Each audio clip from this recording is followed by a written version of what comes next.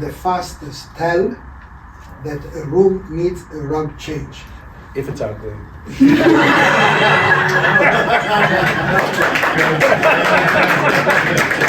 too small. There's too. They told us to say that it wasn't from Nazmiyal.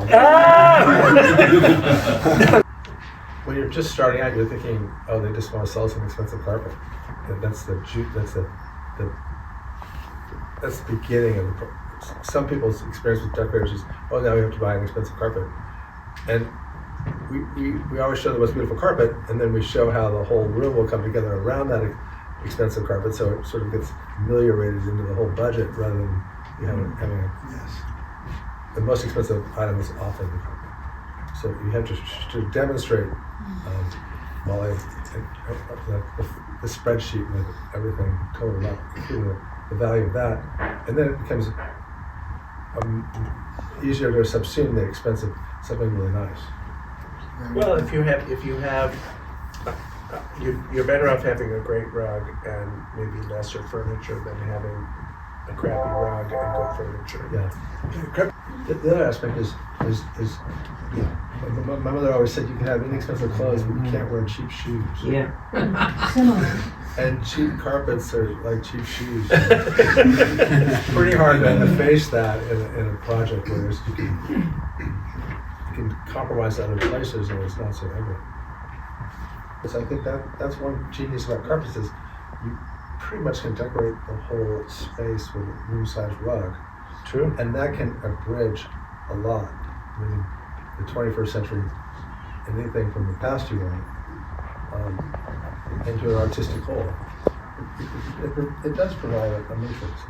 But it needs something with heart and some boldness. You're not talking about. Well, I suppose it could be. It could be almost any carpet if you It's love true. it.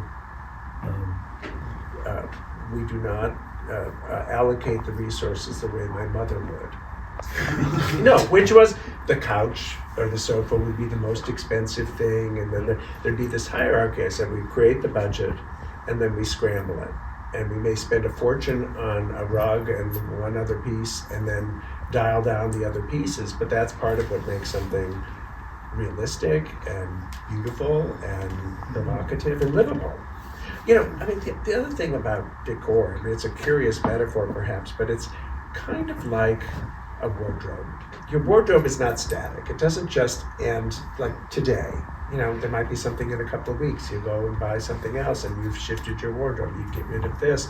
And things like that can occur also in a home. Adding, changing out the cheap rug for a good rug, or a not so great piece of artwork for something that's sensational. The good rug only here. Right. Jason's been buying rugs forever, and don't you find it to be an adventure here? Don't you? I mean, just Yes.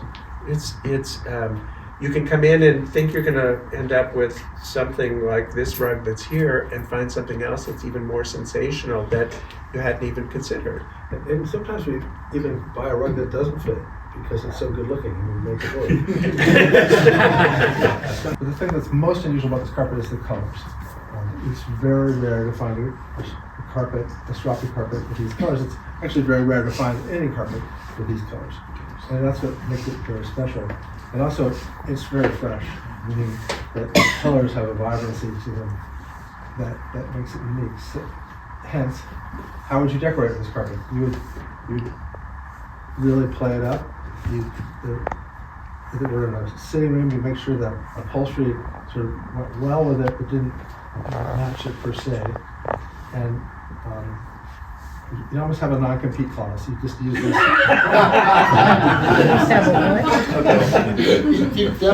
You have so much advantage of this carpet, you would really run with it. And it's a really special carpet. And it's also the kind of carpet that decorating clients usually don't buy. This is for an informed purchaser who understands beautiful carpets. Thank you. I am wondering, we've talked about carpet sizes vis-a-vis the room size, and we've also talked about layering or using small carpets. I'm actually interested about angle, and I'm wondering if you've ever used a rug to activate the diagonal in a large room, or a small room for that matter.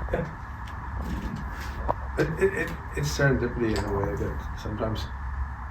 Clients, it can make them, they're like, what? It's like, wait, the rugs are supposed to be, what?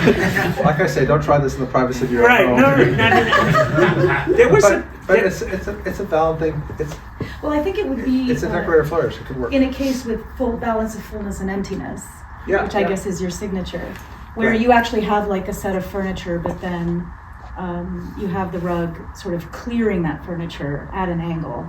And then the reason I thought of this was because in Iran, that's when we would actually maybe layer a rug.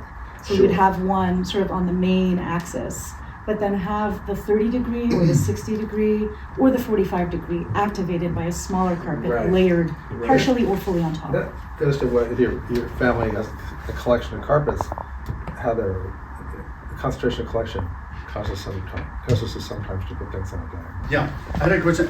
Thomas, you were saying earlier, like if you find a rug you love, like just say this rug, and it's a little bit smaller than it should be for your room, you said there's some adjustments.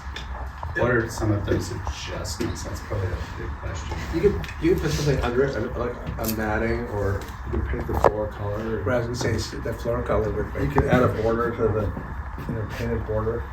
You can stain the floor darker color. ask Nazmiyal to extend the carpet by 2 feet.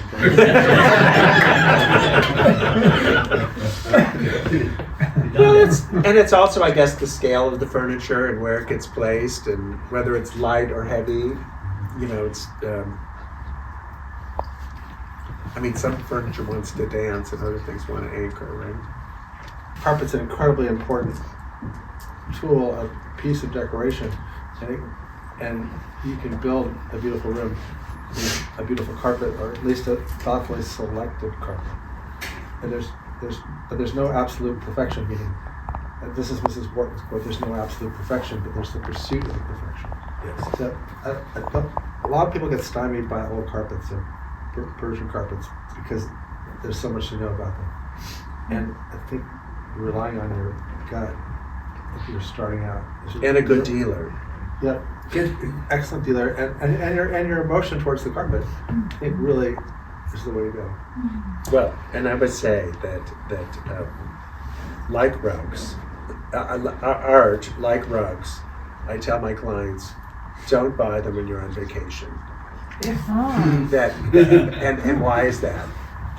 That blissful state, post-coital state that you have, that you're wandering around with your lover in hand, and you look at a painting or you look at a carpet, that's not what's making that happen.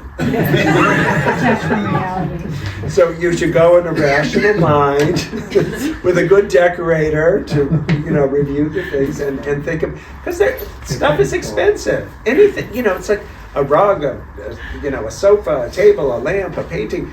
You have to think about it, and working with good and respectable dealers and intelligent and in some cases provocative interior designers that take you further than you would do on your own.